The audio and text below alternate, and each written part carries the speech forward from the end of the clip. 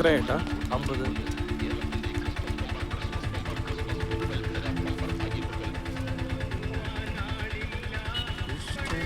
ഇതവിടെ പോയതാ? ഭയങ്കര സന്തോഷത്തിലാണല്ലോ. എന്താ സംഭവം? ഞാനിന്ന് കല്യാണിനെ കണ്ടു. എവിടെ വെച്ച്? കല്യാണിയുടെ ഷോപ്പിൽ പോയി. എന്നിട്ട് ഞാൻ ആ ചെയിൻ തിരിച്ചു കൊടുത്തു. ഓ, അതിനാണ് ഇത്ര വലിയ സന്തോഷം. അതല്ലടാ, കല്യാണിക്ക് ഒരുപാട് സന്തോഷമായി. ഒത്തിരി സംസാരിച്ചു എന്നോട്. അവള് ഭയങ്കര ഹാപ്പി ആയിരുന്നു. അവളോട് സംസാരിച്ചപ്പോ എനിക്കും എന്തോ എനർജി കിട്ടിയ പോലെ. നിനക്കിപ്പോ കല്യാണം കിട്ടിയപ്പോ ഞങ്ങളെയൊന്നും വേണ്ടല്ലോ.